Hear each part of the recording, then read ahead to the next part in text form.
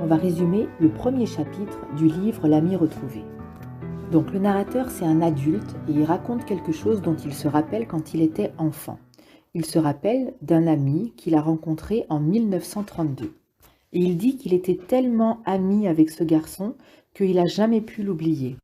Et même que, depuis 25 ans, parce que ça fait 25 ans apparemment qu'ils sont séparés, les journées lui semblent tellement vides sans lui que les jours y passent comme les feuilles d'un arbre mort et desséché. Alors il va raconter dans ce chapitre le premier jour où il a rencontré son ami. Donc il était à l'école dans un lycée qui était très prestigieux. Il avait 16 ans et c'était un lycée qui a été fondé en 1521. C'est l'année où Luther parit devant Charles Quint. Charles Quint, c'était un empereur. Luther, c'est lui qui a inventé l'église luthérienne, une forme de protestantisme. C'est pour dire que c'est deux grandes figures historiques très importantes et le lycée, il a été fondé dans ce contexte. Donc il raconte comment était l'école ce jour-là et il se rappelle de chaque détail, des manteaux mouillés, des traces sur les murs de Kaiser Guillaume. C'était un empereur allemand qui a été apparemment évincé du pouvoir, donc ils ont enlevé son portrait. Bref, il se rappelle de tout dans chaque détail. Et son professeur s'appelait Herr Zimmermann.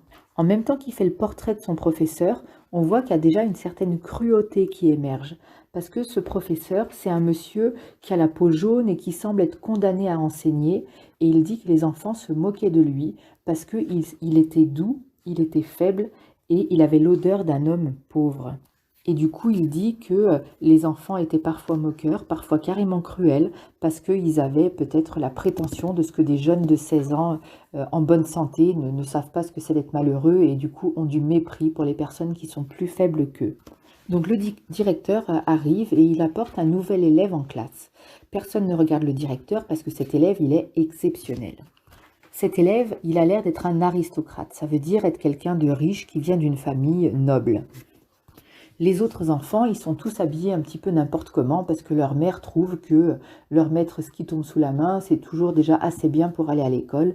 Elles achètent des vêtements en espérant qu'ils durent longtemps et elles n'ont pas le souci de l'esthétique.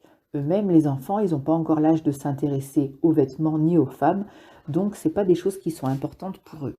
Limite, ils trouvent même que faire attention à ses vêtements, c'est un petit peu efféminé. Mais lui, quand il arrive, ce nouvel élève, tous les regards sont braqués sur lui parce qu'il a beaucoup d'assurance, il a un costume taillé sur mesure, il est très beau, il est très à l'aise, il est même pas nerveux d'être amené dans une nouvelle classe. Et il impressionne aussi Monsieur Zimmermann, parce que Monsieur Zimmermann l'accompagne jusqu'à sa place. Il a même un petit mouvement de la tête et les élèves se demandent s'il va pas carrément le saluer. Et il retourne à son estrade à reculons sans lui tourner le dos. Et donc du coup, il demande à ce garçon de se présenter. Donc il se présente avec un nom allemand, je ne sais plus lequel, et son prénom c'est Conrad. En tout cas, il se présente en ayant beaucoup d'assurance. Il décline tous ses noms de famille, la ville où il est né, l'année, etc. Et c'est la fin du chapitre 1. On va résumer le chapitre 2 de L'ami retrouvé de Fred Ullmann. Dans ce chapitre, il nous parle des relations de ce garçon avec le reste de la classe, ou plutôt de l'effet qu'il produit sur les autres enfants de la classe. Il commence par dire que c'est pas parce que c'était un conte que les gens le regardaient différemment, parce qu'il y avait d'autres faunes dans leur classe. Alors faune, ça veut dire de en français, et c'est une marque qui montre qu'on vient d'une famille noble, qu'on a un nom qui commence par de. Alors là, c'est assez compliqué à lire parce qu'il y a plein de noms allemands. Il dit qu'il y avait un prince dans leur classe, mais il était tellement stupide que même le fait des princes, ça n'empêchait pas que les autres se moquent de lui. Mais lui, en fait, il vient d'une famille qui s'appelle les Hohenfels. Avec l'accent, ça doit faire Hohenfels. Et eux, en fait, c'est une famille qui ont accompli plein de choses braves dans l'histoire depuis les années 1200 jusque pas longtemps avant l'arrivée de ce jeune homme dans leur classe. Ils ont sauvé des rois, enfin bon, ils ont fait tout un tas d'actions. Alors là, c'est un petit peu compliqué à lire parce qu'il y a plein de noms de lieux et de noms d'empereurs dont on ne se rappelle pas forcément. Frédéric I, Frédéric II, on n'est pas tous très calés en histoire d'Allemagne. Mais bref, c'était des rois et eux, ils ont eu plein de rapports et de faits de bravoure auprès de ces gens-là. Donc la famille des Hohenfels, elle est tellement célèbre que lui, il dit que pour lui, c'est comme Hannibal, par exemple. C'est quasiment une légende. Et d'avoir quelqu'un qui vient de cette famille dans sa classe, eh ben, il est vraiment soufflé, quoi. Il trouve ça vraiment génial. Et du coup, il l'admire dans tout ce qu'il fait. Il regarde comment il ouvre et ferme son cartable, comment il utilise son stylo, comment il passe la main dans ses cheveux. Il se moque de lui-même. Il dit ceux qui ont adoré Hélène de Troie, c'était une princesse dans l'Antiquité grecque, pour laquelle il y a eu une guerre, la fameuse guerre de Troie. Et ben, il dit que même ceux qui ont adoré Hélène de Troie, ils n'ont pas dû la contempler avec autant d'intensité ou être autant convaincus de leur propre infériorité. Donc là, il parle très brièvement de lui. On apprend qu'il s'appelle Hans Schwarz et qu'il est le fils d'un marchand juif. Et il dit que lui, en fait, il n'est pas quelqu'un de glorieux. Il n'a pas des mains très propres, il a de l'encre sur les mains. L'autre, il a des belles mains longues et blanches. Et lui, il a des petits doigts boursouflés et pleins d'encre. Et il dit que ça fait le même effet sur les autres élèves de la classe. En général, les autres élèves, ils s'appellent avec des sobriquets dégoûtants, c'est-à-dire avec des surnoms dégoûtants. Mais à lui, personne ne donne de moquerie ou l'appelle avec de la provocation. Ils sont tous silencieux et gênés en sa présence.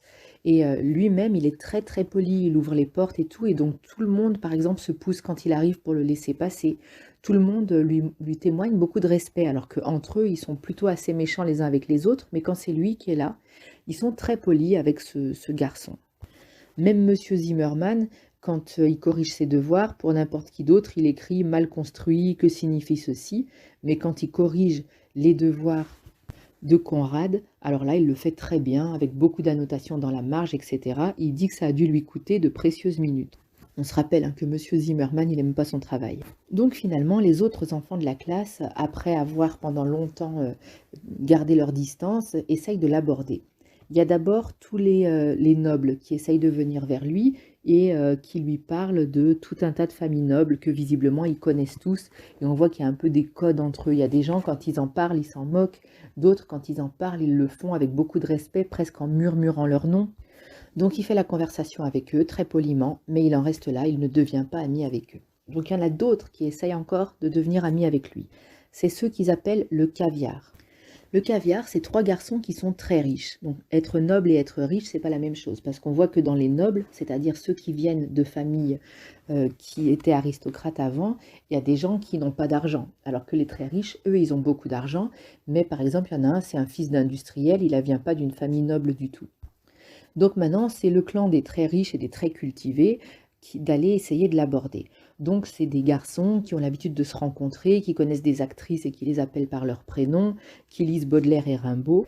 Bon là, on n'a pas besoin ni d'être riche ni d'être noble pour lire Baudelaire et Rimbaud, mais en tout cas, c'est pour dire que c'est des gens qui se cultivent, qui lisent Freud, ils parlent du ça et de la paranoïa, et ils disent qu'ils se défendent contre le profanum vulgus. Ça, c'est rigolo parce que c'est vraiment du snobisme. Ça veut dire qu'ils se défendent contre les autres qui seraient profanes ou vulgaires. Sous-entendu que le peuple n'est pas assez intelligent pour lire des idées complexes ou pour fréquenter des gens intéressants. Bref, ils l'invitent pour rejoindre leur club de littérature. Et qu'est-ce qui se passe? Eh ben, Conrad, il leur répond que pour l'instant, il est terriblement occupé et il les laisse tous les trois frustrés. Être frustré, ça veut dire avoir un sentiment de privation, être fâché parce qu'on considère qu'on n'a pas quelque chose qu'on voudrait. Et c'est la fin du résumé du chapitre 2. Résumé du chapitre 3 de l'ami retrouvé, on va la faire courte parce que c'est un passage très court. Donc un jour, le narrateur a décidé que Conrad devait devenir son ami. Mais au moment où il a décidé ça, il pensait quand même que c'était à peu près impossible. Et il dit que dans sa classe, personne ne lui avait l'air d'être quelqu'un qui méritait d'être son ami, parce qu'il a une vision un petit peu passionnée de l'amitié. Il dit qu'un ami, c'est à la vie, à la mort, qui pourrait mourir pour ses amis. Et il dit, j'ai hésité à l'écrire, mais sincèrement, je crois vraiment qu'à cette époque, j'étais prêt à mourir pour un ami. Et il cite une phrase en latin qui doit vouloir dire que c'est doux et honorifiant de mourir pour la Germanie, pour le pays, quoi. Et il dit, eh ben, de la même façon, je pense que mourir pour un ami, ça aurait été pour moi doux et honorifique. Il dit que ça, c'est quelque chose qui arrive que pendant une phase de la vie, pendant l'adolescence. Mais comme c'est une phase qui est très très intense dans une vie, eh ben, c'est une expérience qui est très précieuse. Voilà, fin du résumé de ce chapitre très court. On va résumer le chapitre 4 de l'ami retrouvé. Dans ce chapitre, le narrateur explique comment il a fait pour attirer l'attention de Conrad. Donc, il a décidé de commencer à essayer d'être brillant en classe. Il trouve qu'être brillant en classe, ça ne lui a jamais servi à rien, parce qu'il avait des notes correctes sans trop travailler, et du coup, il n'avait pas envie de se donner de la peine pour montrer qu'il connaissait des choses, parce que en gros, ça ne lui aurait rien apporté, et ils ont l'air quand même, c'est une école d'enfants de riches, hein. C'est une école prestigieuse, et ils ont l'air d'être très méprisants envers leurs professeurs. Et du coup, il dit que s'attirer le respect des professeurs, ça ne l'intéressait pas du tout. Mais pour attirer l'attention de Conrad, il se met à parler de ses lectures, à dire qui est le plus grand poète d'Allemagne, enfin à avoir ce genre de débat. Du coup, il se retrouve à attirer malgré lui l'attention du caviar, mais c'est pas du tout eux qui visent. On a vu dans le chapitre précédent que lui, de toute façon, il ne veut être ami avec personne d'autre que Conrad, donc le caviar ne l'intéresse pas. On se rappelle que le caviar, c'est les trois garçons riches là, hein. Bref, il parle de Faust et de Hamlet, c'est des grands classiques et il fait tout pour se distinguer. Ensuite, il va essayer aussi de se distinguer en sport. Il dit qu'à l'époque, les 2 heures de sport, tout le monde s'en foutait, les autres professeurs considéraient que c'était du temps perdu et que les élèves auraient mieux fait de consacrer ces 2 heures-là à acquérir du savoir. Mais le prof de sport, qui était surnommé par les autres élèves Max les biceps, lui, au contraire, il considérait qu'il avait les élèves 2 heures par semaine et il voulait absolument les rendre costauds.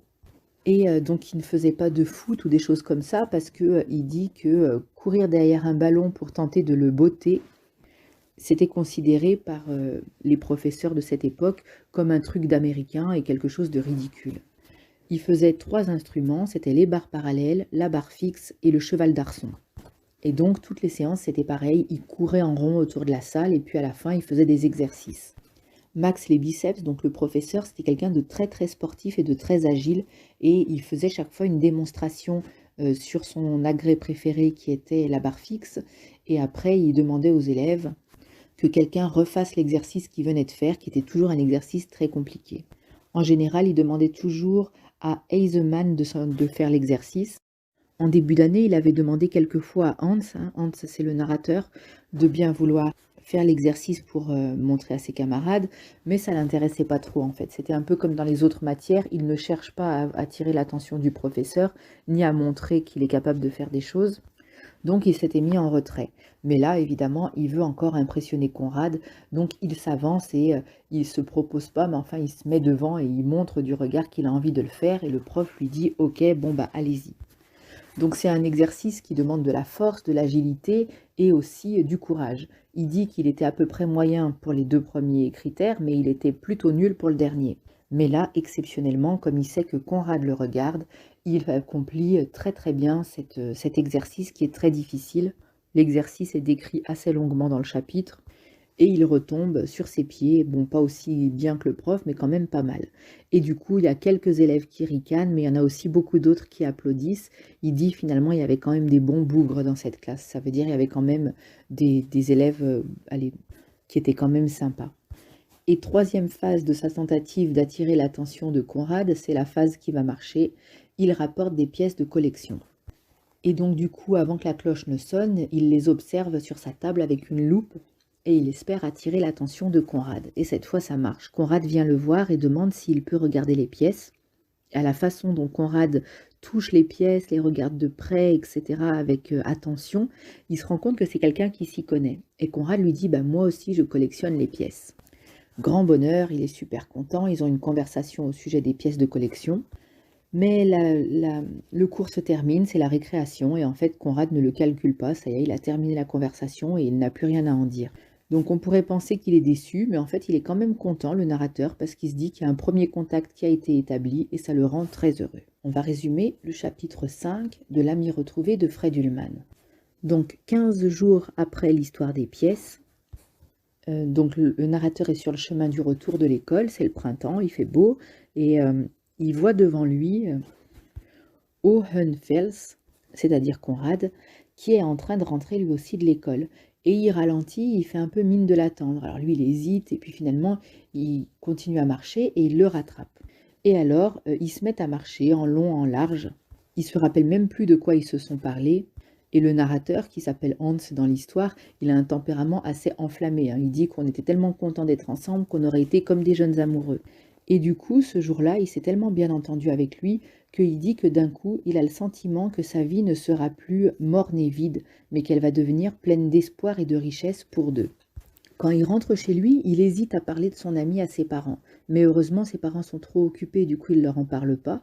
Et il dit que ses parents, ils sont habitués à son caractère morne. Ça veut dire qu'il ne fait pas trop la conversation avec eux.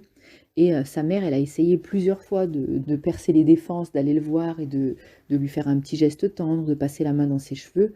Mais lui, il est tellement indifférent et nonchalant qu'elle a laissé tomber. Donc du coup, ses parents se disent que ça doit être l'adolescence. Et puis, quand il va se coucher, d'un coup, il commence à être pris de doutes et d'être très inquiet.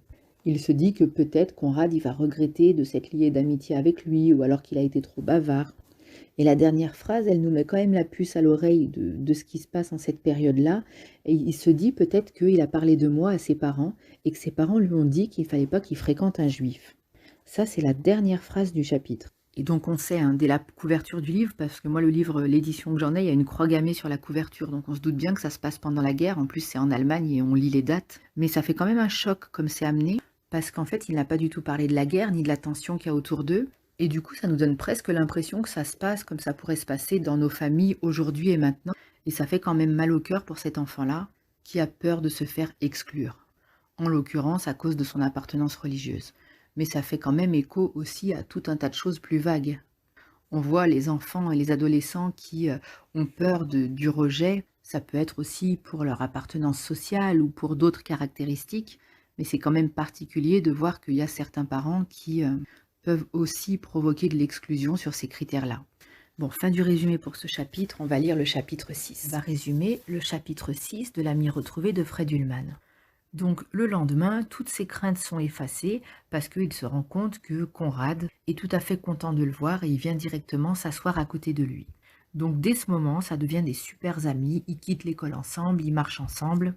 Il n'y a que quelqu'un qui se moque un peu d'eux, qui les appelle Castor et Pollack, le caviar qui du coup les snob un peu, mais sinon toute la classe prend pour acquis que voilà, ils sont amis.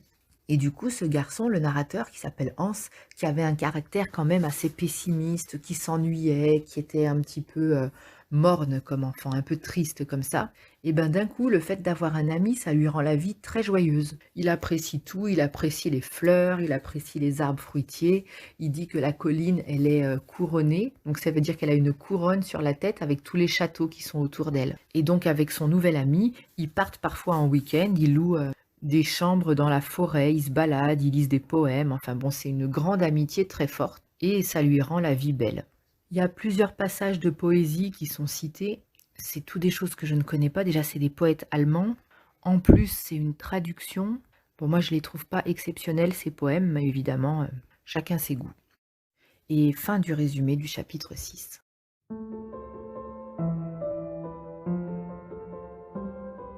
On va résumer le chapitre 7 du livre L'ami retrouvé de Fred Ullmann. Au début du chapitre, Hans et Conrad sont de grands amis qui ont plein de conversations qui les passionnent et qui ne sentent pas venir les nuages qui viennent de l'extérieur. Et ce qui s'assombrit, c'est le climat politique autour d'eux. Il dit qu'à Stuttgart, les choses restent assez calmes. Il y a quelques croix gammées sur les murs, il y a un citoyen juif qui s'est fait frapper, quelques communistes aussi, ça arrive, mais ça reste exceptionnel. Les parents des jeunes hommes parlent de où est-ce qu'ils vont partir en vacances. Les parents de Hans disent qu'ils partiront peut-être bien en Suisse. Les parents de Conrad partiraient volontiers en Sicile. On voit que les gens ne sont pas encore inquiets à ce niveau du récit.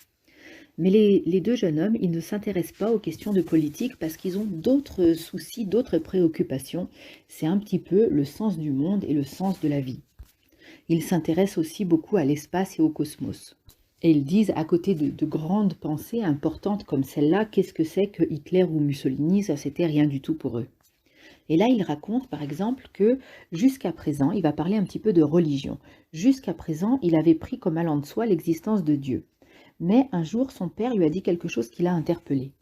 Ils vivent dans une famille qui est assez tolérante, qui a une minorité, parce que les Juifs étaient minoritaires en Autriche ou en Allemagne.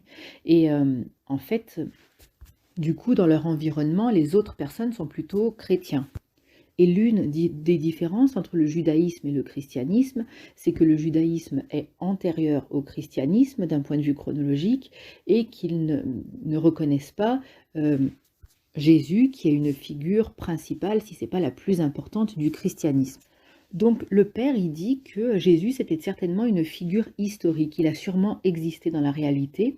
Il dit même que c'était peut-être un prophète comme Jérémie ou Ézéchiel. Mais il y a une chose qu'il n'admet pas, c'est qu'on puisse dire que Jésus était le Fils de Dieu. Et alors pourquoi est-ce que ça contrarie comme ça ce monsieur?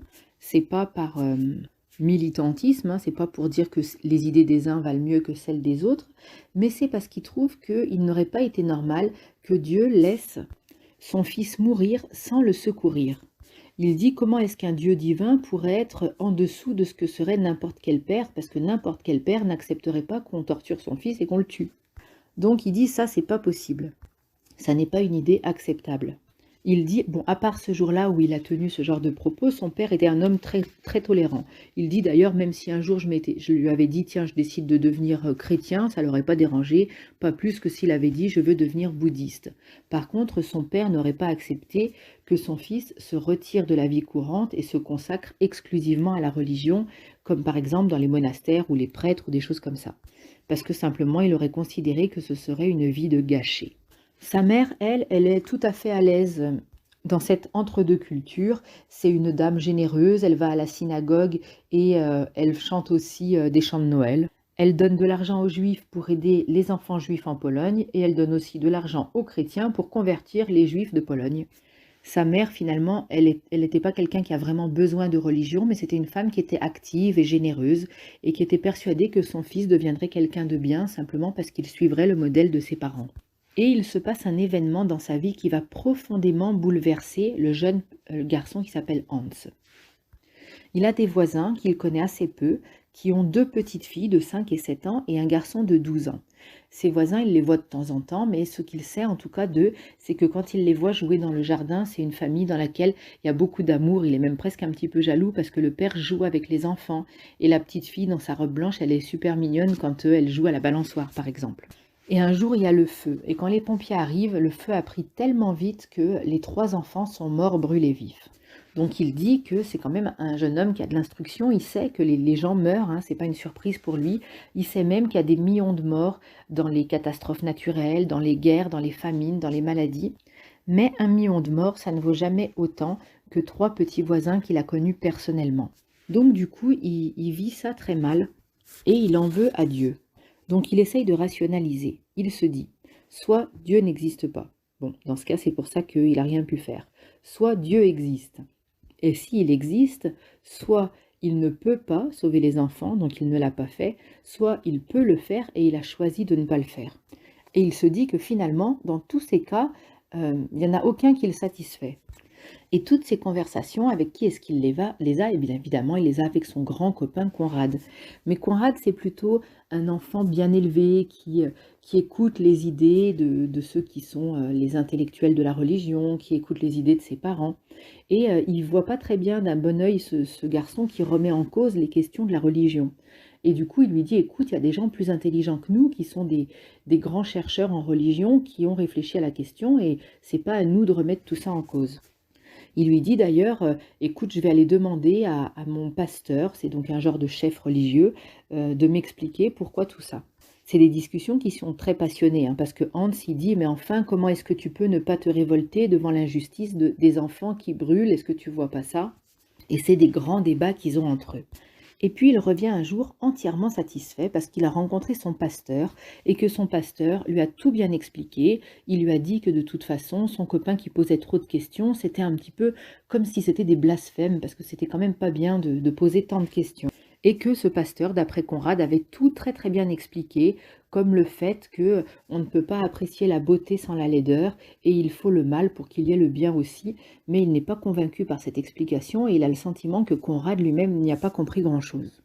Au même moment, il est passionné par tout ce qui est astrophysique, astronomie, ce qui se passe dans les étoiles, et il prend conscience de la taille toute petite physique des humains, et il se dit que lui-même, en tant que personne, il est juste une poussière sur un caillou, et que la Terre, ce n'est qu'un caillou sur une grande plage remplie de cailloux. Mais leur conversation ne s'arrête pas là. Ils ont aussi des questions sur qu'est-ce qu'ils vont faire eux-mêmes, même s'ils ne sont qu'une poussière sur un caillou.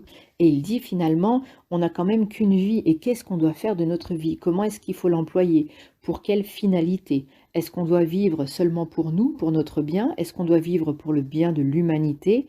Et comment est-ce qu'on pourrait s'en sortir dans une vie qui semble quand même avoir certaines horreurs, comme par exemple les enfants qui ont brûlé?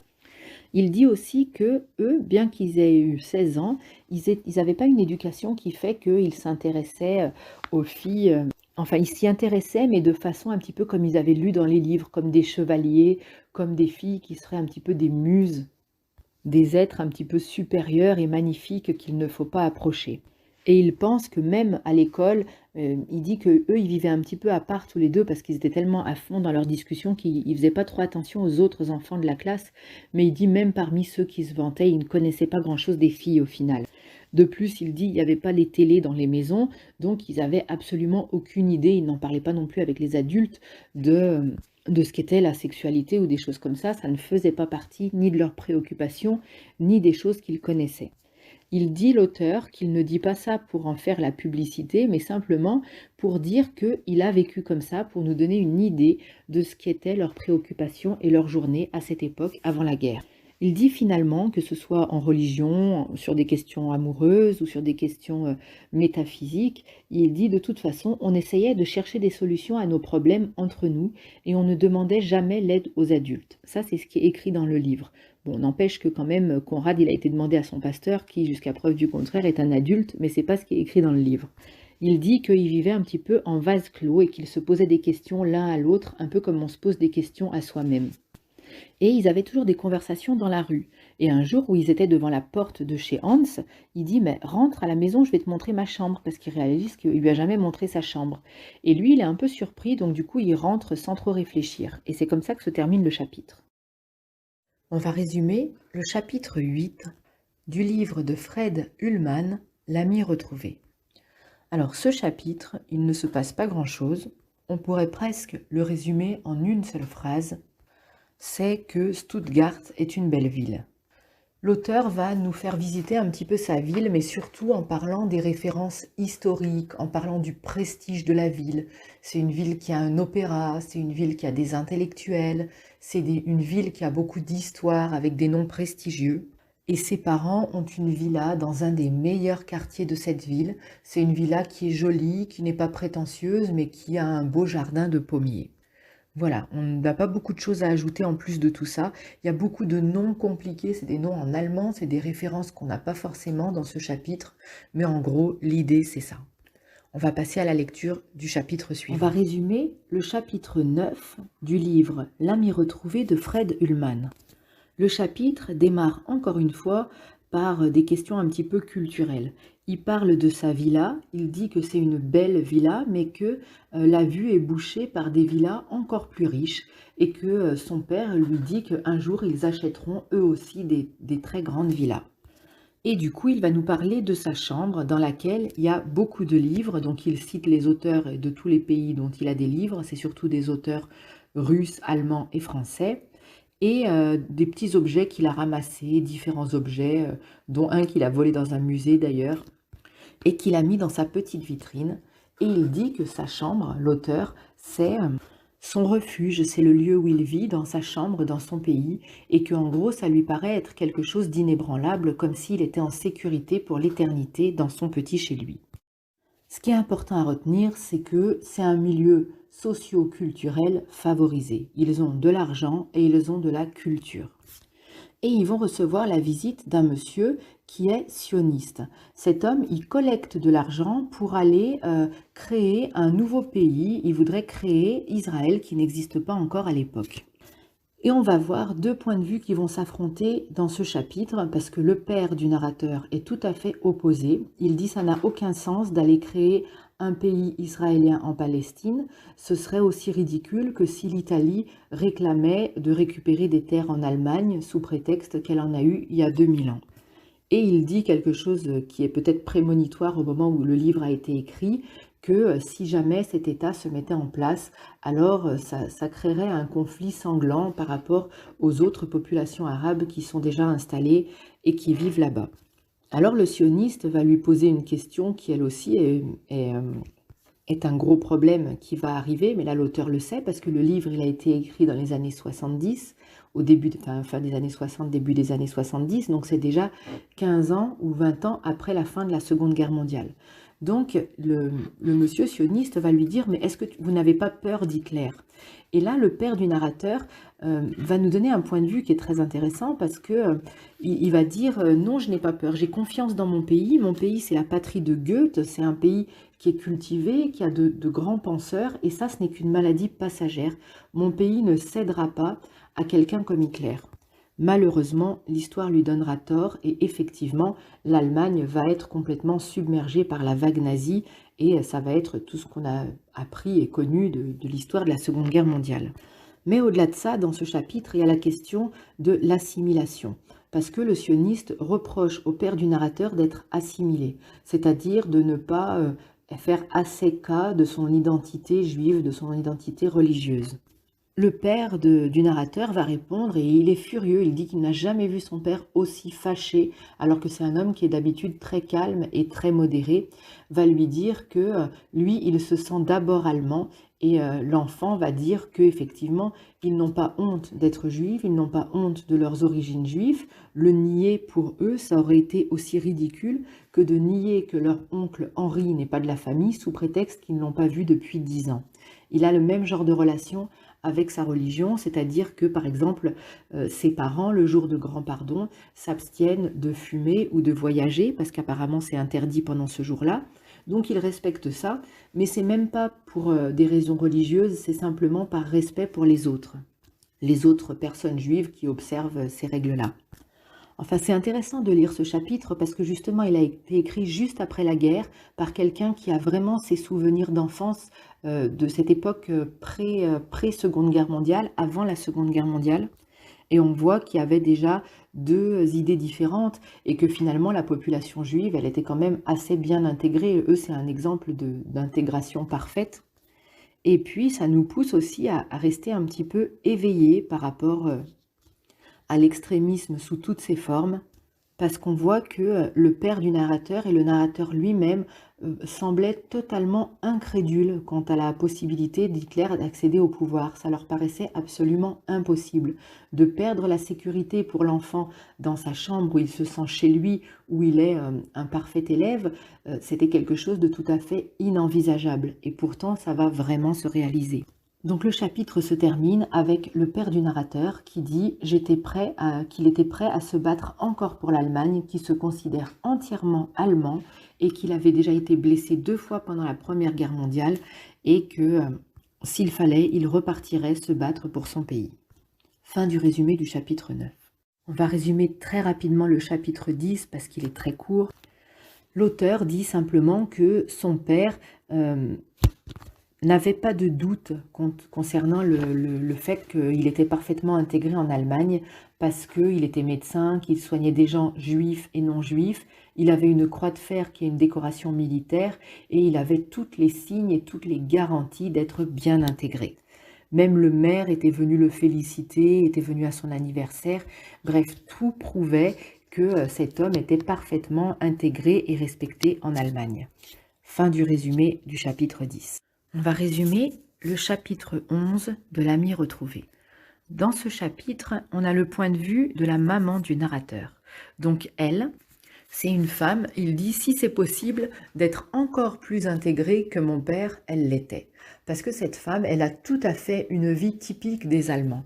Par exemple, elle met de la crème fouettée sur ses gâteaux et dans son café. Et la crème fouettée, la chantilly, ça semble être vraiment culturellement quelque chose qui est typiquement de Stuttgart. Et cette dame, elle fréquente d'autres femmes qui sont du même milieu qu'elle, qui sont des femmes d'avocats, des femmes de médecins, etc. Elles vont une fois par semaine au café pour manger leur gâteau à la crème, une fois toutes les 2 semaines à l'opéra, une fois par mois au théâtre. Elle parle avec ces dames de ses problèmes de domestique ou ses problèmes de famille. Donc on voit qu'elle a tout à fait typiquement une vie intégrée avec d'autres mères allemandes et qu'il n'y a pas de différence entre elle et les autres femmes. Elle aime bien son fils, de temps en temps elle va dans sa chambre, elle regarde les livres. Le geste le plus affectueux qu'elle s'autorise, c'est de lui poser une main sur l'épaule parce que c'est un adolescent, c'est un jeune homme et Il ne veut plus que sa maman vienne lui faire des câlins, mais évidemment, comme toutes les mamans, elle a encore envie d'embrasser son enfant. Donc il dit finalement, il n'y a que quand il est vraiment malade qu'il trouve quand même que la tendresse de sa mère, ça lui fait plaisir. Et dans ces moments-là, et ben, du coup, elle peut se permettre de le câliner un peu plus. Et c'est comme ça que se termine ce chapitre.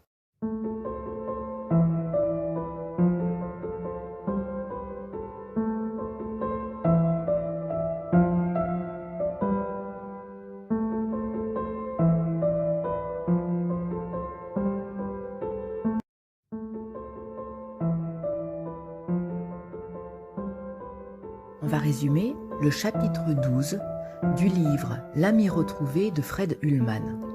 Au début du chapitre, le narrateur, on se rappelle que c'est un petit garçon dont les parents sont juifs et qui est ami avec un jeune Allemand qui s'appelle Conrad. Donc le narrateur est très heureux parce qu'il invite son ami chez lui. Il commence par décrire ses parents en disant qu'ils sont très beaux. Il raconte même une scène où sa mère, quand il était petit, qu'il avait 7-8 ans, était venue lui dire bonne nuit et elle s'était préparée avec des habits de bal parce qu'elle partait en soirée.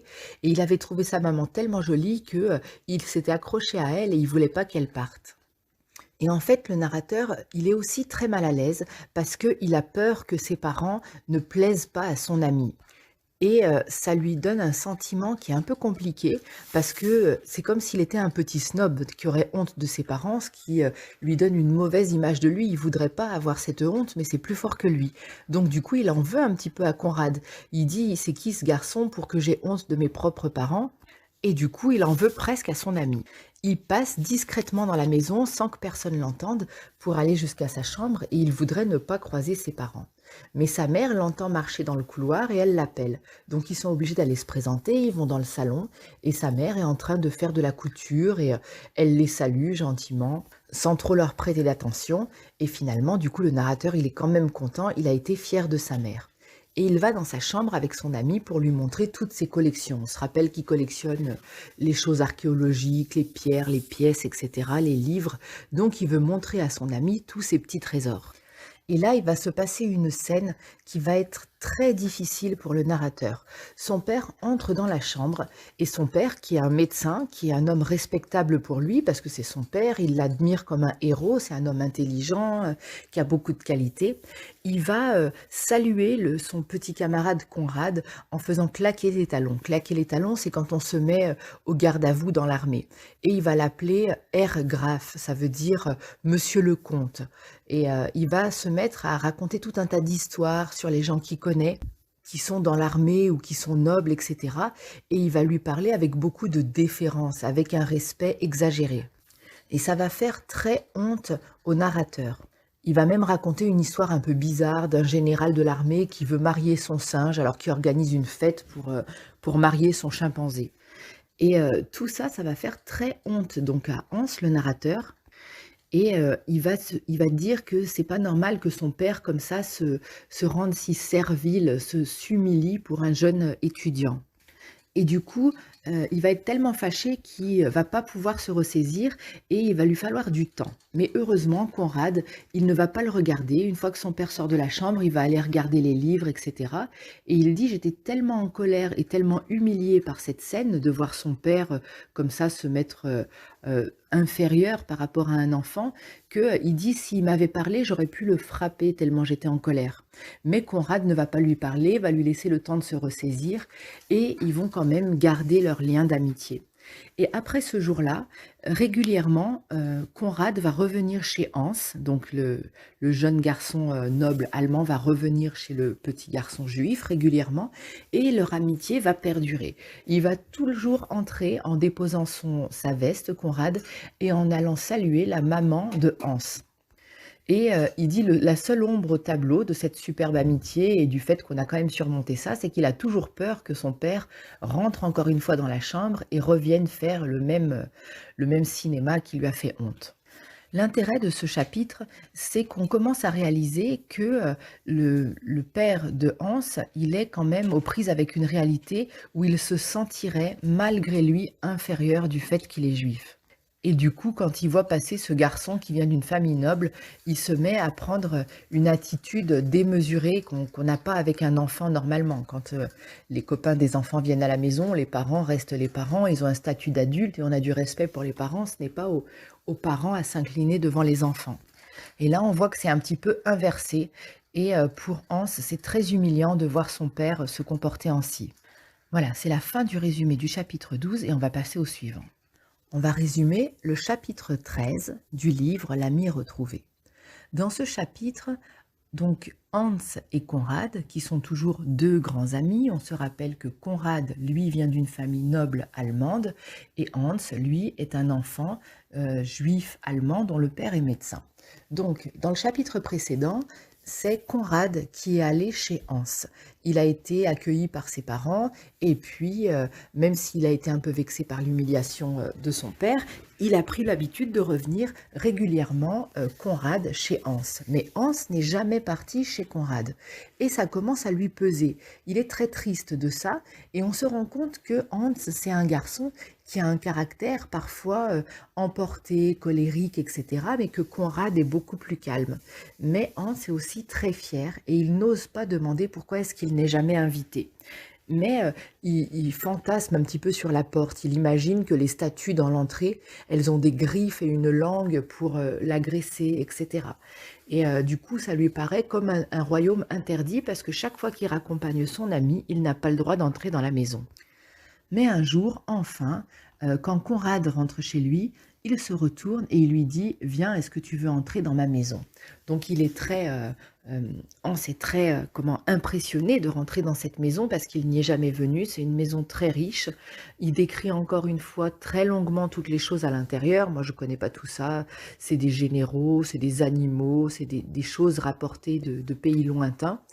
Et tout cela est exposé dans la maison, qui est un château d'ailleurs, avec des tableaux, etc. Il y a une seule chose qui le surprend un petit peu, c'est que dans la chambre de sa mère, il entrevoit une coiffeuse, etc. La porte est ouverte et il a l'impression de voir un tableau de Hitler. Et il dit: «Mais que pourrait faire Hitler dans la chambre d'une Hohenfels?» Parce que c'est une famille noble et les nobles en général étaient plutôt opposés à l'émergence des nazis, qui était plutôt un parti populaire, voire même très populiste d'ailleurs. Et du coup, il dit: «Non, il n'y a aucune raison qu'il y ait un tableau de Hitler là-bas, donc j'ai dû me tromper». Et puis les deux garçons vont dans la chambre pour pouvoir être ensemble et Conrad est très content de montrer tout un tas de trésors et Hans fait remarquer qu'il en a quand même plus que lui, il a des choses qui ont plus de valeur et ils sont un peu collectionneurs tous les deux, donc il lui montre lui aussi à son tour ses pièces et ses différents objets d'archéologie qu'il a pu récupérer. Le chapitre se termine comme ça, mais quand même, le narrateur dit au moment de clore le chapitre, il n'a pas réalisé en repartant que ses parents n'étaient pas là. Et il ne s'est pas dit: «Tiens, c'est bizarre qu'il m'invite uniquement quand ses parents sont absents». Donc là, il y a quelque chose qui commence à émerger. On commence à se demander quand même si les parents de Conrad auraient pas des tendances un petit peu nazies. Ça, c'est le lecteur qui commence à se poser la question.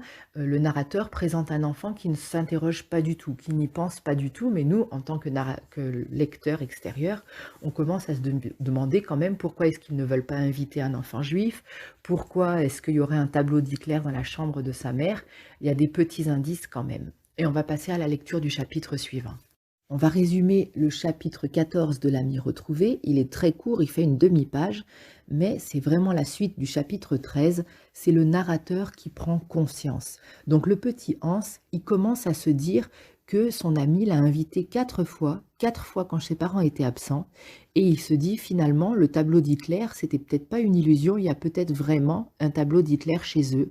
Et en même temps, il n'ose pas y croire. Il se dit: je devrais avoir honte de les soupçonner de quelque chose comme ça, c'est impossible qu'ils aient un rapport avec Hitler. C'est la fin du résumé du chapitre 14 qui est très court. On va résumer le chapitre 15 du livre L'ami retrouvé de Fred Ullmann. Ce chapitre est plus long et c'est un chapitre très important parce qu'il est très triste.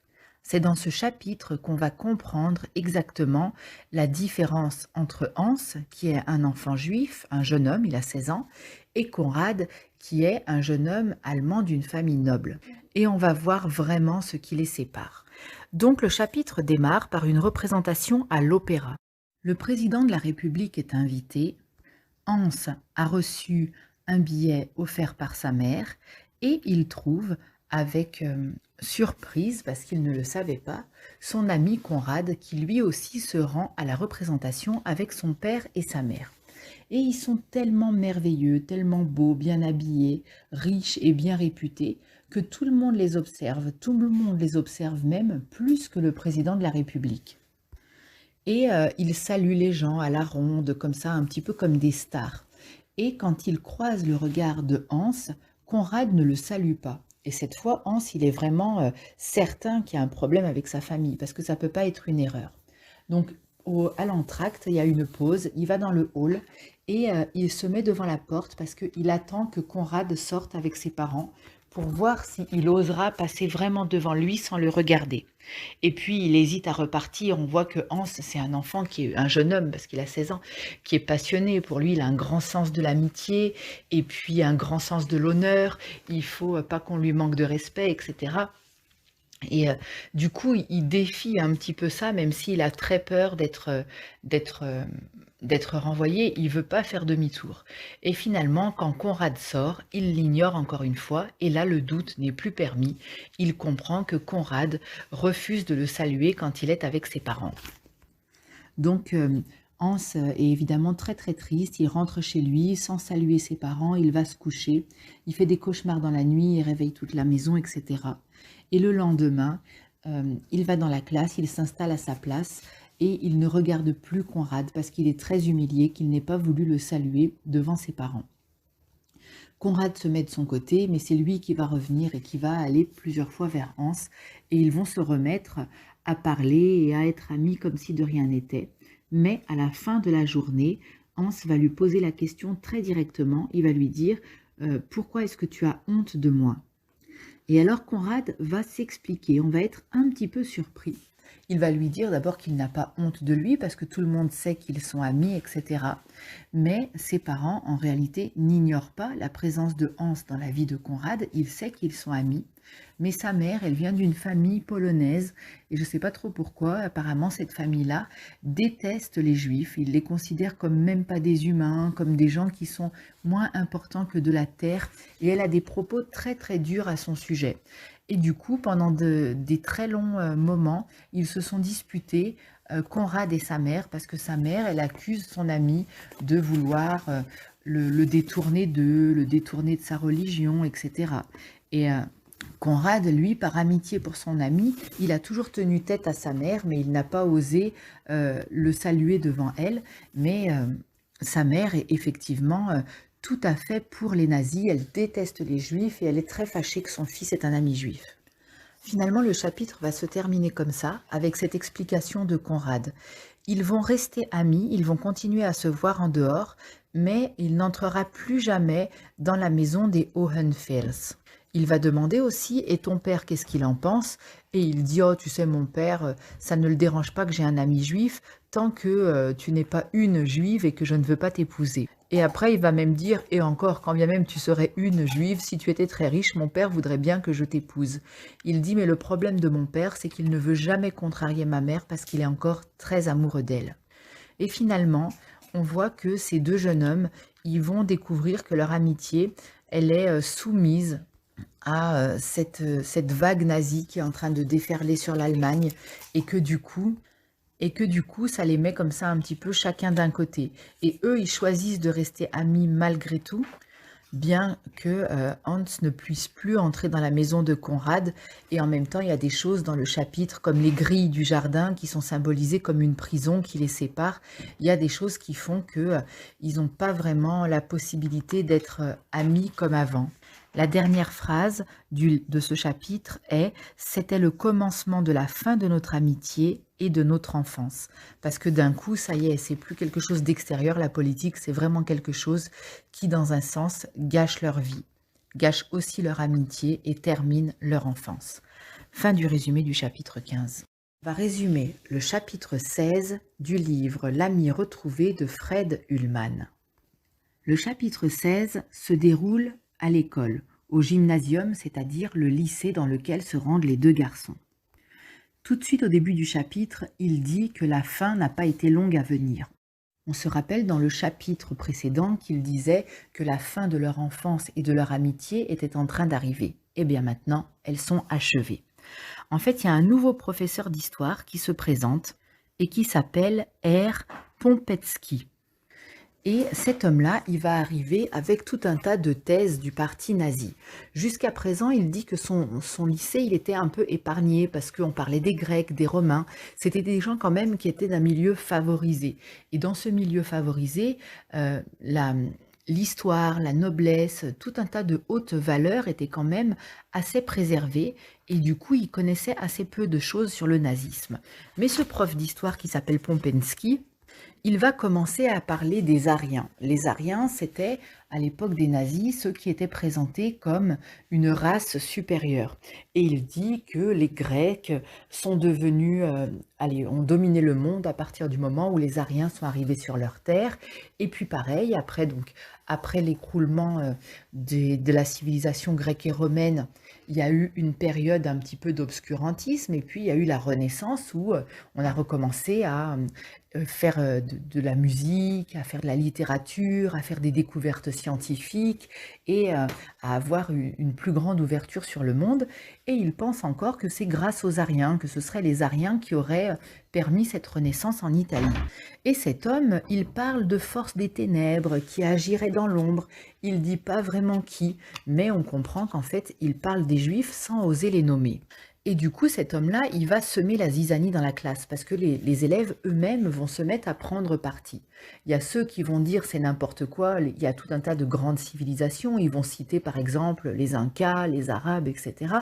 Il dit c'est pas possible qu'il n'y ait que les Aryens qui soient une race supérieure. Et il y en a d'autres qui vont dire oui mais quand même c'est possible que ce soit un petit peu vrai. Et il y en a qui vont se mettre à dire que aussi la théorie selon laquelle ce seraient les Juifs qui auraient manipulé le monde, détruit l'Allemagne, etc. est peut-être réelle et vont se mettre eux aussi à détester les Juifs.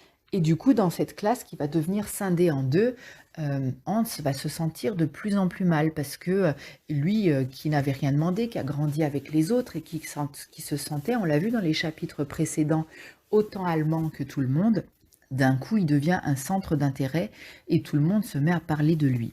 Un jour, il y a plusieurs enfants qui parlent dans la classe et lui, il arrive devant la porte avant de l'ouvrir et il entend qu'ils disent juif, juif, c'est le seul mot qu'il comprend, mais il entend qu'il y a un débat passionné. Quand il ouvre la porte, il trouve 7 garçons debout. Il y en a 5 qui vont s'asseoir et il y en a 2 qui restent là et qui le défient. Dans les deux, il y en a un qui s'appelle Schulz et un qui s'appelle Bolaché. Et Bolaché va l'agresser. Schulz va même se boucher le nez en sous-entendant que les Juifs sentent mauvais. C'est vraiment des propos très racistes et c'est très méchant et humiliant. Et c'est quand même Bolaché, un enfant qui fait 76 kilos, c'est un fils d'un pasteur pauvre dans un village, donc plus un gamin des rues que lui, on va dire, donc il hésite à l'attaquer. Mais il se dit, si jamais je l'attaque, ça va pas arranger mes affaires, parce qu'alors on va m'accuser encore d'être responsable de ça, donc il décide d'aller s'asseoir. Mais il va lécher un papier et le coller sur son banc, dans lequel il y a écrit « Sale juif, retourne en Palestine ». Et il lui dit enlève ça d'ici, et Bolaché répond non, c'est pas moi qui vais l'enlever, et si toi tu le touches, je te préviens, je te frappe. Et finalement, sur le papier, il y a écrit voilà, des propos retourne en Palestine, quelque chose comme ça. Et finalement, la bagarre va éclater. Il dit que il a failli la perdre cette bagarre, mais il a gagné quand même parce que c'était quoi? C'était les Juifs contre les nazis et que lui, il avait foi d'être dans le bon côté, dans le bon clan. C'est dit aussi en début du chapitre que les événements qui vont démarrer vont durer 12 ans et ils vont laisser Stuttgart complètement en ruine avec des dizaines de milliers de morts. Donc c'est quand même une époque qui démarre, qui va être dramatique, hein. C'est quand même une époque qui va être une guerre absolument cruelle. Et finalement, le professeur rentre, et c'est le fameux monsieur Pompensky, là, et il va dire qu'est-ce qui se passe, et Bolaché va dire c'est Hans qui m'a attaqué. Et Pompensky, on voit que c'est un homme qui est quand même intelligent. Déjà, il sait manipuler les enfants, il sait leur semer la zizanie dans la classe et rendre ses enfants pour certains les rendre vraiment racistes et pour d'autres en tout cas les déstabiliser. Et puis il va faire semblant d'être gentil. Alors il va dire à Bolaché gentiment, mais qu'est-ce qui s'est passé? Après il va faire semblant d'être gentil avec Hans. Il dit, qu'est-ce qu'il t'a dit comme insulte? Et Hans va dire, il m'a dit de retourner en Palestine. Et alors le professeur va utiliser son autorité pour être très méprisant. Il va dire, mais ça ce n'est pas une insulte, c'est un conseil amical. Et évidemment, c'est pas du tout un conseil amical, parce que c'est un enfant qui a grandi ici, qui ne connaît absolument rien de la Palestine, et ça se trouve qu'il n'y a même jamais habité. Donc c'est des propos tout à fait racistes et méprisants, mais il ne va pas savoir comment réagir, et Hans va retourner à sa place et va être de plus en plus exclu. Conrad, ah oui, et le professeur dit aussi, ne vous battez pas dans la classe, mais vous pouvez vous battre dehors autant que vous voulez. Et du coup, Hans, il va attendre très longtemps parce qu'il a l'espoir que Conrad vienne le consoler et le soutenir parce que c'est son ami, mais Conrad ne va pas venir et à la fin, la rue sera complètement déserte et il n'y aura personne qui aura attendu Hans. Donc il est complètement isolé. Et dans les jours suivants, les professeurs ne l'interrogent plus. Max Lébiceps, on se rappelle, c'était le prof de sport à qui Hans était content de montrer comme il était sportif. Et il avait un bon lien avec ce professeur-là, mais Max Lébiceps va l'ignorer aussi. Et on va voir comment il va se retrouver complètement exclu par tout le monde. Il va terminer en parlant d'un processus de déracinement. Et le déracinement, ça veut dire ne pas avoir de terre dans laquelle on est vraiment ancré, comme les arbres d'un arbre qui a des racines qui rentrent dans la terre. Et lui, c'est un humain, mais il se sent déraciné comme un arbre, parce que effectivement, dans l'histoire, il y a des peuples comme ça qui ont été baladés de terre en terre et qui n'ont jamais pu rester quelque part. Et lui, qui se sentait bien enraciné là-bas, qui se sentait à l'aise, eh ben, il va certainement être obligé de fuir son pays qui est en guerre, ou en tout cas qui va entrer en guerre. Et c'est la fin du résumé du chapitre 16. On va résumer le chapitre 17 du livre L'ami retrouvé de Fred Ullmann. Le chapitre démarre avec le père de Hans. Donc c'est un médecin qui est juif, on se rappelle, et il convoque son fils, Hans, le narrateur, le héros du livre, pour lui dire qu'il faut qu'il parte en Amérique parce qu'il y a trop de tensions dans le pays. Il y a 6 mois qui se sont écoulés depuis le chapitre précédent. On se rappelle qu'il y a un professeur qui est arrivé avec des thèses nazies et les choses se sont empirées. Il n'est plus en sécurité. Son père lui dit, écoute, tu dois déjà subir beaucoup de choses très dures à l'école et quand tu vas aller au lycée, ce sera encore pire. Donc, pour que tu puisses être en sécurité et fréquenter une bonne université, on préfère t'envoyer en Allemagne. Et son père lui dit aussi, nous sommes trop vieux et on a nos habitudes ici, alors nous, on va rester. Mais toi qui es encore jeune, tu peux faire ta vie dans un autre pays. Et son père continue à penser qu'après le nazisme, il pourra revenir. Bon, il ne réalise pas vraiment, là c'est en 33, que de 33 à 45, il va se passer des choses vraiment horribles et que le pays ne sera plus du tout possible pour rester vivre pour des personnes de religion juive. Donc finalement, ce que dit son père va s'avérer être faux. Et du coup, il ne doit pas parler jusqu'aux vacances de Noël. Et quand il finit par dire qu'il va partir, il reçoit 2 lettres. Il y a une lettre qui est écrite par Bolaché et Schulz. Ce sont les deux qu'il avait agressés donc 6 mois auparavant quand le professeur nazi était arrivé. C'est une lettre d'insulte, c'est une lettre de moquerie qui est écrite comme ça, comme une chanson, où il l'appelle Petit Youpin. Youpin, c'était un surnom péjoratif qui était donné aux Juifs. Et en gros, ils lui disent « Pars et ne reviens jamais, si tu reviens, on te tordra le cou ». Et il y a une deuxième lettre qui est plus longue, et là c'est très compliqué parce que on voit une ambivalence. Une ambivalence, c'est quand on pense une chose et son contraire. Et c'est une lettre de Conrad qui, en même temps, réassure Hans de son amitié. Il lui dit, tu es mon ami, tu resteras mon ami, tu comptes beaucoup pour moi. Et il lui dit, ton père a raison de t'envoyer en Amérique parce que le pays va changer énormément. Hitler, je l'ai rencontré, c'est quelqu'un de bien, ça c'est le point de vue de Conrad, et il dit, il n'y a pas de place pour les Juifs dans l'Allemagne qui veut construire, mais t'inquiète pas, dans quelques années, il va se rendre compte qu'il y a des bons et des mauvais Juifs, et il choisira de garder uniquement les bons Juifs. Évidemment, c'est un discours qui est très très discutable, hein. Et il dit, je l'ai rencontré avec ma mère, et c'est un homme qui est sincère et passionné, Et c'est intéressant de voir ça qui a été écrit il y a quand même, plusieurs dizaines d'années, parce que c'est possible. On peut être quelqu'un qui commet des horreurs, mais qui est sincère et je pense que c'est tout à fait, possible dans le cas de Hitler, qui croit vraiment en ce qu'il dit, même si c'est complètement aberrant. Il est vraiment sincère et il est vraiment passionné et habité par une vraie passion. Mais ça n'empêche pas qu'il se prépare à commettre un massacre absolument, horrible.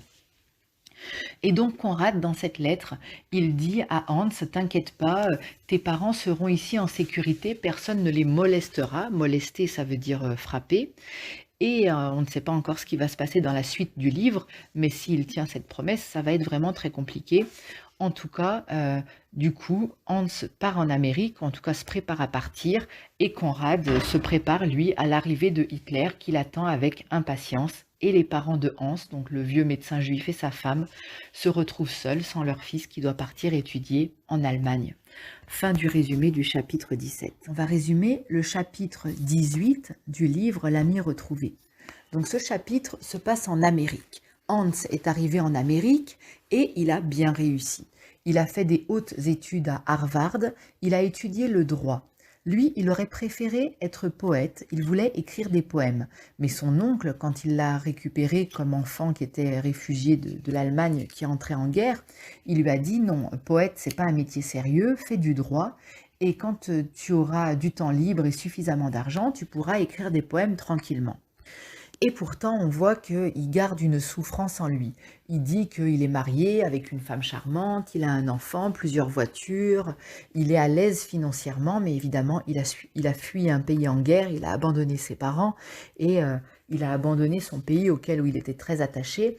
Donc, il n'est pas heureux, il n'est pas épanoui. Il fait des choses qui lui procurent quand même un certain bonheur. Par exemple, pouvoir se battre pour des causes qui lui semblent justes, comme par exemple l'égalité raciale. Parce qu'en Amérique, il y a des tensions, surtout à l'époque, encore un peu maintenant, ça revient parfois, entre les Blancs et les Noirs. Et bien lui, il peut se battre pour l'égalité, c'est une cause qui lui fait du bien de défendre. Il peut aussi se battre contre la peine de mort. Alors chez nous, la peine de mort est abolie, mais aux États-Unis, ça existe encore jusqu'à maintenant, et c'est un débat qui reste très brûlant. Et donc, Hans, devenu adulte, il parle aussi de sa relation avec les Allemands. Et il dit que les Allemands qui vivent en Amérique sont des personnes qui souvent sont venues se réfugier après avoir fait de la prison parce qu'ils se sont opposés à Hitler. Mais il dit encore, il faut toujours s'interroger sur le passé d'un Allemand avant de lui serrer la main, parce que cette main, il l'a peut-être trempée dans le sang de vos amis ou de votre famille. Donc on voit quand même que c'est un passé qui est un passé immédiat et qui reste brûlant, hein. Le livre, il a été écrit, je pense, quelques dizaines d'années après la guerre, donc pour eux, c'est pas vraiment du passé, c'est encore quelque chose qui fait partie de leur vie. On voit aussi, par exemple, qu'il a envoyé de l'argent en Israël pour construire la nation et aussi pour aider les Arabes réfugiés. Alors je connais pas trop l'histoire et c'est vrai qu'aujourd'hui c'est encore un sujet qui est d'actualité et qui est brûlant parce que c'est une région qui est toujours instable, dans lesquelles les choses se passent mal et en tout cas lui il a vécu la création de cet État avec évidemment tous les bons et les mauvais côtés qu'on connaît. Au-delà de ça, il dit aussi que, il a réussi à trouver des amis. Il y a des clubs juifs, donc il trouve des gens et c'est un petit peu paradoxal parce que son père, à lui, n'était pas du tout dans le communautarisme, il n'avait pas du tout de vivre dans l'entre-soi, entre personnes de la même communauté, mais par contre, lui, Hans, il appartient à des clubs juifs et du coup, c'est un petit peu différent. Et puis un jour, il rencontre un Allemand qui vient de Stuttgart et il lui pose des questions. Il lui demande par exemple ce qu'est devenu le gymnasium, c'est-à-dire le lycée dans lequel il était. Et le lycée est devenu des décombres. Ça veut dire qu'il a été complètement détruit par la guerre. Et ensuite, il pose la question pour le château des Hohenfels, donc le château de Conrad et ses parents. Et on lui dit que c'est aussi devenu des décombres. Et alors, il se met à rire. Et l'homme qu'il a rencontré lui dit: «Mais pourquoi est-ce que vous rigolez comme ça ?» Et il dit, je ne peux pas répondre à cette question de pourquoi je riais, parce que moi-même, je ne le savais pas. Mais c'est certainement un rire nerveux, et c'est de penser que le château des Hohenfels a été détruit. Je ne sais pas si c'est de la satisfaction ou si c'est simplement le souvenir de quelque chose de douloureux. En tout cas, c'est comme ça que se termine ce chapitre-là. Enfin, j'ai oublié quand même un élément très très important de ce chapitre, c'est la mort de ses parents. Donc ses parents ont subi le nazisme de plein fouet puisque eux ils vivaient à Stuttgart en Allemagne et qu'ils étaient juifs tous les deux. Et un jour il y a un soldat qui se pointe devant la porte du cabinet médical parce que son père est médecin en disant n'approchez pas les juifs, ne les touchez pas, celui qui a des contacts avec un juif est souillé, ça veut dire sali. Et le soldat qui porte cette pancarte se poste devant son cabinet médical. Et lui, il met toutes ses décorations et son uniforme de soldat parce qu'il s'est battu pour l'Allemagne dans la Première Guerre mondiale. Et il va se poster debout à côté du soldat qui porte cette pancarte. Et il va y avoir de plus en plus de monde qui va venir les regarder. Et à la fin, il y a un murmure qui va s'élever de la foule, et la foule va se mettre à rire. Mais ils ne vont pas se moquer du médecin qui fait partie de leur ville et qui a toujours vécu avec eux, qui est un homme respectable. Ils vont se moquer du soldat, et c'est le soldat qui va plier bagage et qui va partir. Mais pourtant, ce n'est pas une victoire, parce qu'il est tellement mis en porte-à-faux, tellement épuisé par le harcèlement qu'il vit, qu'il va choisir de se donner la mort. Il va ouvrir le gaz dans sa maison et c'est comme ça qu'il va mourir, lui, avec sa femme, intoxiquée au gaz. Donc c'est quand même un suicide de ses parents dans l'Allemagne nazie, qui est quand même évidemment une fin tragique. Il dit... Je suis fière de dire que mes parents ne sont pas morts en camp, mais ils sont quand même morts suite à un harcèlement terrible et ils ont choisi de mourir. Donc c'est quand même une fin qui est très triste. Voilà, désolée de finir ce chapitre sur une note si triste et on va lire le suivant qui sera le chapitre 19. On va résumer le chapitre 19 du livre L'ami retrouvé de Fred Ullmann. Ce chapitre, c'est celui dans lequel on va comprendre le titre. Parce que pour l'instant, on a un ami perdu et on va voir à la fin de ce chapitre pourquoi il va retrouver son ami et comment. Donc, il reçoit un fascicule. Un fascicule, c'est comme un prospectus, c'est un papier dans lequel il y a écrit une publicité. Et en fait, cette publicité, c'est une collecte de fonds. Il demande de l'argent aux gens, il collecte de l'argent pour construire un monument aux morts pour la reconstruction du gymnasium qui est donc le lycée dans lequel allaient Hans et Conrad quand ils étaient enfants. Et pour ce monument aux morts, ils veulent que les gens contribuent en donnant de l'argent pour construire un beau monument. Et ils mettent avec la liste de tous les enfants qui sont morts, enfin tous les jeunes adultes qui sont morts pendant ces 12 ans de guerre. Et il va se rendre compte que sur sa classe de 46 élèves, il y en a 26 qui sont morts. Donc il y en a certains dont il se rappelle que vaguement, il se rappelle de leur nom, mais il ne se rappelle pas qui ils ont été dans leur vie. Il y en a d'autres dont il se rappelle plus précisément. Un de ceux qui était dans les caviars, il dit « C'était un gentil garçon, je revois son visage de petit blondinet et je suis triste quand même qu'il soit mort. » D'autres, par exemple, Bolaché et Schulz, qui lui avaient écrit un poème très méchant en disant « Va rejoindre Moïse en enfer ». Donc, eux, il n'est pas surpris qu'il soit mort et il dit à 2 reprises, il dit « Si quelqu'un méritait bien de mourir, c'était eux ». Mais j'ai dit « si » quand même. Il précise bien qu'il dit « si » parce qu'il n'est pas certain qu'il y ait des gens qui méritent de mourir. Et ça, c'est aussi une question très intéressante, parce que finalement, eux aussi horribles qu'ils aient pu se comporter, ils n'étaient jamais que le fruit de leur éducation, des circonstances, etc. Quelle est la part qui fait qu'ils méritaient vraiment de mourir? C'est compliqué à dire. En tout cas, il dit « si », ça veut dire que, a priori, personne ne devrait mériter de mourir. Mais bon, il a quand même une petite satisfaction à voir que Belaché et Schulz sont morts. Et il ne lit pas la lettre H. Il ne la lit pas parce que dans la lettre H, il a peur de trouver Conrad parmi les morts. Et du coup, il décide de jeter le papier parce qu'il ne veut plus repenser à ce passé, à cet ami qu'il a trahi, et il s'apprête à le déchirer. Et au moment de le déchirer, c'est plus fort que lui, il va quand même lire à la lettre H. Et là, dans la lettre H, il va trouver, parmi la liste des morts, son ami Conrad von Hohenfels. Et on se demande comment on peut retrouver un ami qui est mort, mais c'est en fait des retrouvailles symboliques, parce que son ami, il est mort parce qu'il a été impliqué dans un complot contre Hitler. Il a essayé de tuer Hitler, et pour cela, il a été exécuté. C'est la toute dernière phrase et c'est le dernier mot de ce livre. Et c'est là qu'il retrouve son ami, parce que finalement, Conrad, même s'il a écrit une lettre en disant que Hitler était quelqu'un de bien quand il avait 16 ans, Quand la guerre est arrivée, quand ils se sont mis à massacrer les gens, eh ben Conrad, il s'est retrouvé du bon côté et il a choisi d'essayer de tuer Hitler. Donc il s'est retourné finalement contre sa mère et ses idées nazies pour rejoindre son ami.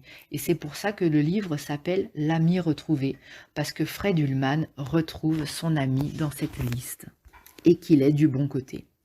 Voilà, c'est la fin du résumé du chapitre 19 et c'est aussi la fin du résumé de ce livre. C'est un livre qui est très intéressant parce qu'il a, c'est un peu comme quand on va voir des archives d'histoire, évidemment c'est romancé, mais c'est quand même écrit par quelqu'un qui est vraiment né à Stuttgart et c'est peut-être pas autobiographique, mais c'est quand même quelque chose qui est raconté par quelqu'un qui a vécu cette époque-là. Et puis en même temps, connaître l'histoire, ça permet de pouvoir aussi construire le monde futur et de voir comment est-ce qu'on devient nazi. Bah alors évidemment, les idées nazies, elles ont quand même du plomb dans l'aile, mais comment est-ce qu'on peut en arriver à des guerres, à détester quelqu'un pour une religion, parce que il est d'une autre communauté, etc. Comment est-ce qu'on vit le fait d'être minoritaire? Comment est-ce que on peut en arriver à ressentir de la haine pour quelqu'un à cause de sa religion ou parce qu'on considère que peut-être notre peuple vaut mieux qu'un autre, notre communauté vaut mieux qu'une autre. Et toutes ces choses-là, c'est intéressant de les lire dans un livre et de voir à quel point elles sont fragiles, parce que vivre ensemble, c'est très fragile. C'est facile de détester les autres parce que ça fait partie de nous, on est des humains et les humains, ils ont ça entre eux, ils ont aussi cette détestation de l'autre. Et pour pouvoir continuer à vivre ensemble, il faut se dire, on n'est pas tous pareils, on n'est pas tous des mêmes origines ou des mêmes idées, ou on n'a pas tous les mêmes personnalités, et on fait l'effort de vivre ensemble. Et cet effort, il est difficile et en même temps, il est vital parce que si on renonce, eh ben, on tombe dans la violence. Voilà, en tout cas, ce livre est terminé. Vous pouvez aussi me dire ce que vous avez ressenti en le lisant ou en l'écoutant et me dire quelles sont vos idées. C'est peut-être pas les mêmes que les miennes et c'est intéressant aussi pour moi de voir quelles sont vos idées. N'hésitez pas à les partager en commentaire, à venir me parler du livre ou me poser des questions ou me donner votre avis. Je serai très très contente de lire vos réactions. Fin du résumé.